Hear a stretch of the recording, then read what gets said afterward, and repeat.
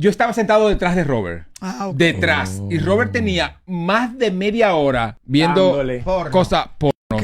Y al lado de Robert había una señora y en el otro lado había una muchacha que andaba junto con la doña. La Ok. doña lo veía, o sea, y la niña ahí, la doña se paró.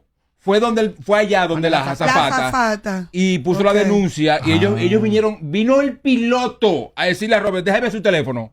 O sea, deje verlo. Y Robert no quería. ok. Robert no quería entregar el teléfono. Déjeme ver su teléfono, señor, o lo vamos a esperar en el aeropuerto y usted va preso.